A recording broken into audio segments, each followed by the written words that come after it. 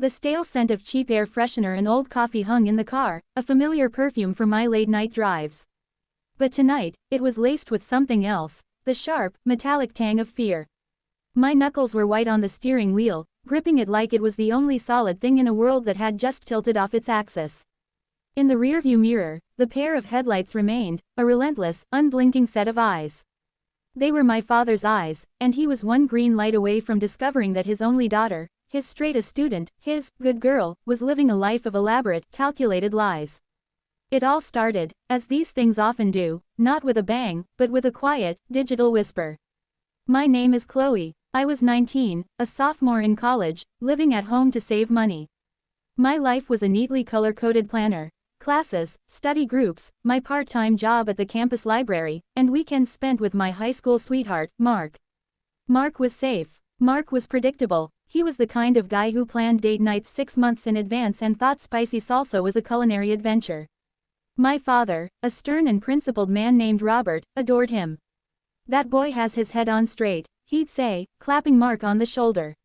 "He's got integrity." Integrity. The word felt like a lead weight in my stomach now. Because my life had a secret compartment, a hidden drawer where I kept a different version of myself. Her name was Chloe, online, too, but she was bolder, wittier, more adventurous. She frequented forums for aspiring writers, and that's where I met him. Jake. His profile picture was a silhouette against a sunset, but his words painted a vivid picture. He was a freelance photographer, 24, with a laugh that he described as, unfortunately goofy, and a passion for finding hidden gems in the city. Our conversations began innocently enough, critiquing each other's short stories. Then they spilled over into late-night chats about our favorite films, our deepest fears, our dreams that felt too big for our everyday lives. With Jake, I didn't have to be the responsible daughter or the dependable girlfriend. I could be messy, I could be cynical, I could be passionate. The first time we decided to meet, my heart felt like a trapped bird beating against my ribs. I told my parents I was pulling an all-nighter at the library with a study group. I told Mark one was feeling unwell and was going to turn in early. The lie was a complex house of cards, and I was holding my breath, terrified a single gust of truth would bring it all down. He was waiting at a small, independent bookstore cafe, just as he'd said. The silhouette didn't do him justice. He had warm, kind eyes that crinkled at the corners when he smiled, and a relaxed confidence that made my carefully constructed world feel rigid and small. We talked for 3 hours, and it felt like 3 minutes. That was the beginning of the double life. For 6 months, I became a master illusionist. I was a ghost, slipping between the solid, respectable walls of my life with my family and Mark, and the vibrant, unpredictable world with Jake. I used cash so there were no credit card statements. I deleted text threads immediately. I created a separate email account I only accessed on a private browser. I was meticulous, paranoid, and addicted to the thrill. With Jake, I felt alive in a way I never had before. We'd explore abandoned warehouses so he could take photos, we'd try bizarre fusion food trucks, we'd just drive with the windows down, music blaring, going nowhere in particular. It was freedom. It was also a betrayal so profound I couldn't allow myself to think about it for too long. My father, Robert, was a man who believed in absolutes. Right and wrong, black and white, truth and lies. He was a structural engineer, a man who built things meant to last, to hold fast under pressure. He'd raised me with the same principles. Your word is your bond, Chloe, he'd tell me. Once you break someone's trust, you can never truly get it all back. It's like a cracked foundation. I'd nod, my throat tight with the secret that was already beginning to grow inside me. The cracks in my own foundation started to show. I became short-tempered with Mark, nitpicking his harmless habits. I'd zone out during family dinners, my mind 1,000 miles away, wrapped up in a memory of Jake's hand brushing against mine. My mom, Susan, a perceptive woman with gentle eyes, asked me once if I was feeling okay. "You just seem distant lately, honey." I brushed her off, blaming stress from my organic chemistry class. The close calls began. Once, Mark almost saw a text from Jake pop up on my screen. I snatched the phone away so fast I nearly threw it across the room, my heart hammering a frantic rhythm against my breastbone. Another time, my dad asked why I was so dressed up to go to the library. I'd gotten sloppy, wearing a new necklace Jake had bought me. I told him I had a presentation, the lie tasting like ash in my mouth. But tonight was the culmination of all my carelessness. It was Jake's birthday, and I'd told my parents I was sleeping over at my friend Hannah's apartment after a late study session. It was a foolproof alibi, one I'd used before. The evening was perfect. We had dinner at a dimly lit Italian place, shared a bottle of wine, and laughed like there was no tomorrow. For a few hours, I forgot about Chloe the daughter and Chloe the girlfriend. I was just Chloe, and I was happy. I dropped Jake off at his apartment just after 1 a.m. The city was quiet, sleeping. I felt the familiar post-C Jake melancholy settling in, the crash after the high. As I turned onto my street, a sense of normalcy began to return. I was almost home. The house would be dark and quiet. I'd slip into my pajamas, wash the scent of another man's cologne from my skin, and become the daughter my parents expected me to be. And then I saw them. The headlights. They appeared in my rearview mirror as I turned the corner, two bright orbs that felt intentional. A cold dread, sharper than any I'd ever known, trickled down my spine.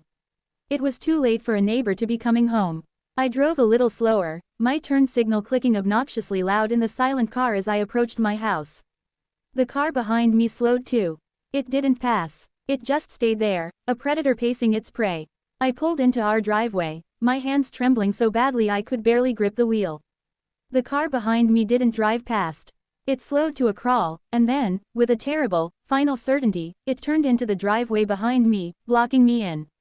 The headlights illuminated the interior of my car, casting long, accusing shadows. I didn't need to see the driver. I knew. The silhouette was unmistakable, the broad shoulders, the set of the head.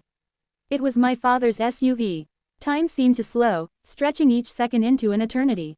I watched in the mirror as his driver's side door opened. He didn't get out immediately. He just sat there, and I could feel his gaze burning through the back of my skull. What was he thinking? How long had he been following me? Did he see me with Jake? Did he see me kiss him goodbye?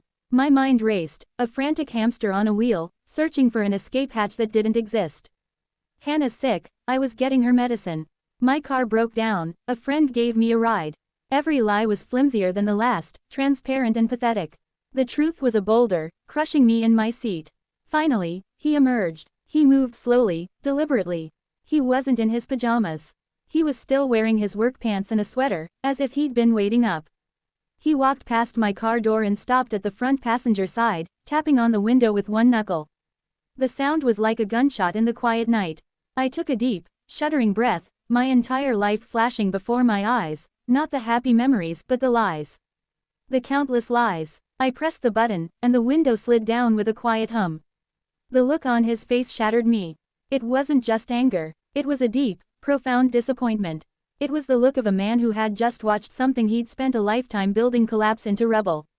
Chloe. His voice was low, gravelly with a fatigue that went beyond physical tiredness. Where have you been? The words stuck in my throat. I opened my mouth, but no sound came out. I could still smell the garlic from dinner on my clothes, the faint hint of Jake's cologne on my scarf.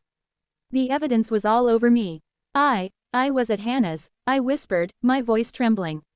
We were studying. He didn't say a word. He just stared at me, his eyes seeing right through the fragile facade.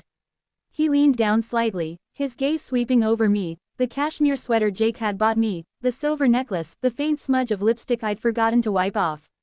Get in the house, he said, his tone leaving no room for argument. It was the voice he used when a project was failing, when a calculation was dangerously wrong. It was the voice of absolute, final authority. He turned and walked towards the front door, not waiting for me. I fumbled with my keys, my body moving on autopilot. The walk from the car to the front door was the longest of my life.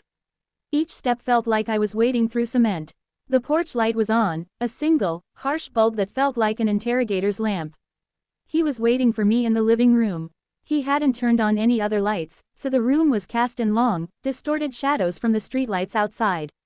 He was standing by the fireplace, his back to me for a moment, before he turned around. Start talking, Chloe, and for God's sake, this time, tell me the truth. And so, under the weight of his gaze, in the silent, shadowy living room of my childhood home, the house of cards came tumbling down. I didn't tell him everything, not then. I couldn't bear it. I told him I hadn't been at Hannah's. I told him I'd met a friend from class. I told him we'd just lost track of time. He listened, his expression unchanging. When I finished, my pathetic, watered-down confession hanging in the air between us, he let out a long, slow breath. I got a call from Mrs. Gable tonight, he said. Mrs. Gable was our elderly neighbor from 3 doors down. She saw your car parked over on Elm Street, near those apartment complexes, a few hours ago. She thought it was strange, so she called me. I drove over there. I saw you, Chloe. I saw you get in your car. And I saw him. The world stopped. He had seen it all. I followed you, he continued, his voice dangerously quiet. I followed you from that boy's apartment. I watched you drive home, thinking you'd gotten away with it. He took a step closer. Now, I'm going to ask you one more time. Where have you been, and who is he? There was no escape. The truth, in all its ugly, brutal detail, was the only thing left. I broke down. The sobs came from a place so deep inside me I didn't know it existed. I told him about Jake. I told him about the online chats, the meetings, the 6 months of deception. I told him how it started and how it had spiraled out of control. I confessed to lying to my mother, to lying to Mark. I laid the entire, sordid mess at his feet. He didn't yell, he didn't scream, he just listened, and his silence was 1,000 times worse. When I was finally done, spent and hollowed out, he walked over to his armchair and sat down, the weight of the world seeming to press down on him. All this time, he said, more to himself than to me. All this time, I thought I was raising a daughter of character. I trusted you, Chloe. Your mother trusts you. Mark trusts you with his whole heart.